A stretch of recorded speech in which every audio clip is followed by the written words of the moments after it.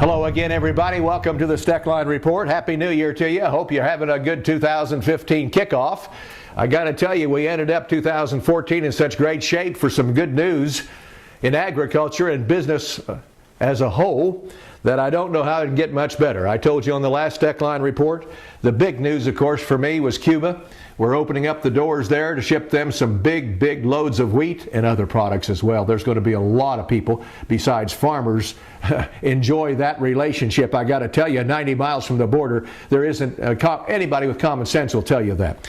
I'm not going to go into that any more detail because I did on the last report, except to tell you that we worked so hard on that issue that I'm so excited that it finally happened. It's great news. When I first got started in the cattle business, my wife and my father-in-law got me into it. I love dealing with the animals and being in the outdoors. At American Ag Credit, I know a lot of them are in the same business that I am. Therefore they understand what I need and what problems I'm against, so they can work with you on it, and it makes it much easier. It's been passed down to me through the generations, and I want to pass it on down to the next generation or two.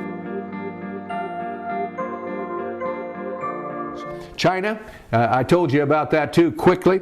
They are lifting the import ban on some genetically modified corn. If you remember, they broke our market pretty good for corn and other items when they turned down a bunch of shipments of corn due to GMO in it. And of course, we're still looking at Syngenta for that. There's lawsuits over it. I don't know where that's going to go now that this maybe has been lifted, but at least China has bought 900,000 tons of corn-based grain from the U.S. already, and their Chinese people told our Secretary of Agriculture at a meeting in Chicago that they have approved lifting the ban on genetically modified variety of the crop of corn. So if that happens, folks, they're already a big market for us. Needless to say, they will be the biggest. They are the largest buyer of distiller grain from the U.S. Monthly imports averaging more than 600,000 tons from April to August. Well, that went way down, fell below 118,000 tons.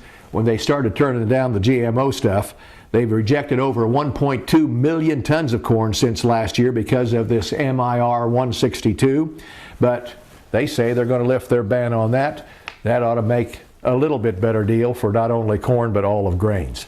And we all know wheat up and down like the fiddler's arm. I don't know where it's going to end up, but I like this Russia deal. We never know the full story when news comes out of Russia. I can promise you that even yet today, because we all know what we've gone through there in the last 25, 30 years. But something's going on there. Nobody in this part of the country knows for sure, and those that do, look out. But I got to tell you, they're the fourth biggest wheat exporter. Remember when they didn't have a bushel of wheat or enough wheat to satisfy? I was at a grocery store in Russia in 1987 where the line was about a mile to a mile and a quarter long, women wanting to buy a loaf of bread. And I heard a scream. I had a camera with me. Some of you may have remembered this. And I got to tell you, the lady up front, they ran out of bread just prior to her and her little girl, about 10 years old, getting there. I'll never forget that as long as I live. They didn't have anything, and especially wheat.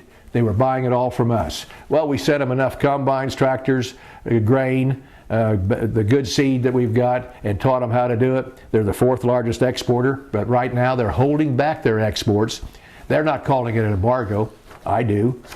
They're not letting loose of it. So what do you call that? The embargo word scares a lot of people in the market and raises the prices. Well, their prices are being pushed up by their government because they don't want to sell anymore. They've got quite a bit in storage, so it's not a total disaster now, friends. I'm not telling you this.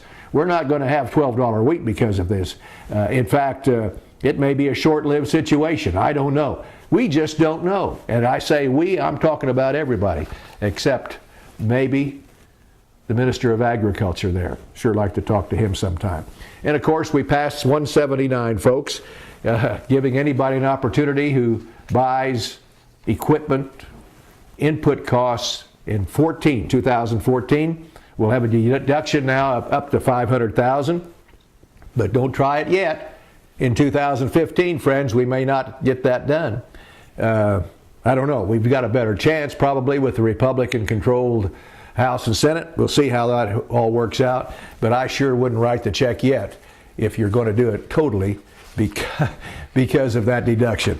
It's pretty sad to have people in Washington that are so high-powered and so educated that they pass something so stupid as this and give us 2 weeks to spend $500,000. Folks, we need to send them back to school, don't we? Or out of Washington. See you on the next Steckline Report.